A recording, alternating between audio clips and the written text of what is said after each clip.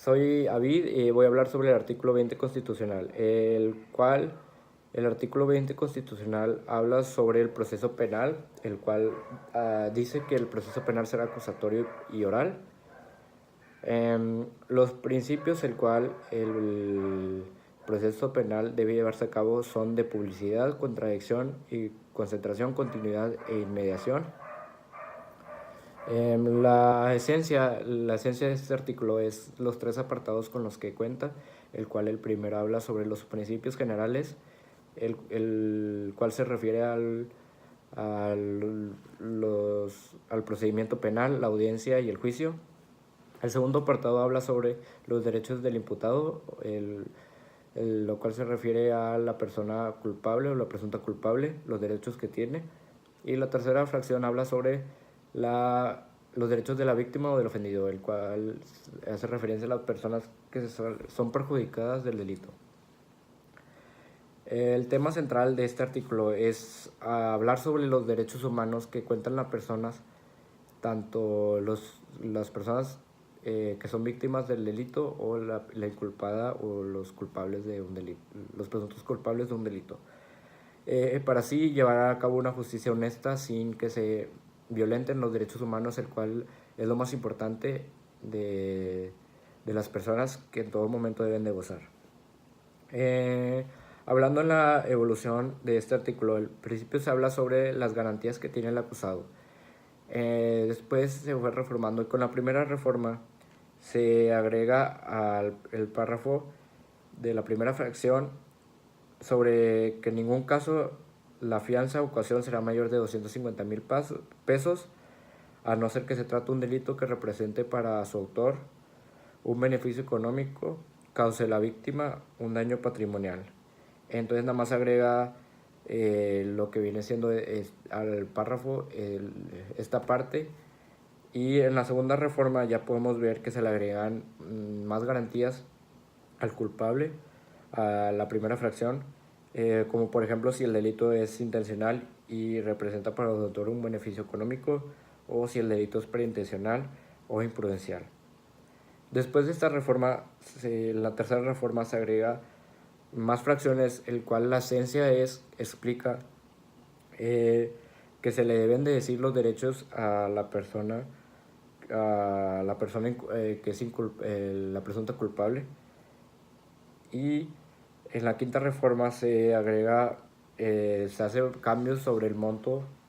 y la forma de caución de la presunta culpable. En la quinta reforma se agregan lo que ya viene siendo los dos apartados que son, creo que yo, los más importantes, que desde ahí se fue regulando más los casos sobre las violaciones a los derechos humanos, ya que se agregan sobre las garantías del inculpado y la otra fracción que es las garantías de la víctima del ofendido, la cual lleva la reforma que tenemos ahorita, la vigente, el cual ya que habla sobre el proceso penal, que debe ser oral y acusatorio, los principios en el cual el proceso penal debe de llevarse a cabo, y las tres fracciones, que es lo cual donde debe regirse el procedimiento penal, tanto las disposiciones generales que debe llevarse a cabo el procedimiento penal, los derechos que lleva el inculpado y los derechos que lleva la víctima del ofendido. Entonces ya se abarca todo lo que viene siendo los derechos que se tiene que respetar mientras que se lleva a cabo lo que viene siendo un procedimiento penal. En mi opinión, esta ley constitucional rigen los derechos de todas las personas, los derechos humanos, ya que para mi opinión, es lo más importante que la persona debe gozar y que no se le deben de violentar en ningún caso. Entonces esta ley constitucional, su esencia es hacer cumplir los derechos humanos que tiene toda la persona y que debe de gozar en todo momento sin que se le violenten, tanto a la persona que se le está inculpando del delito o la persona que sale perjudicada de un delito. Al igual que cómo debe llevarse a cabo el procedimiento penal y los derechos que se le deben de decir al inculpado. Eh, yo pienso que gracias a esta ley constitucional ya no se violentan tanto los derechos humanos como antes, ya que México cuenta con un largo historial de violación a derechos humanos,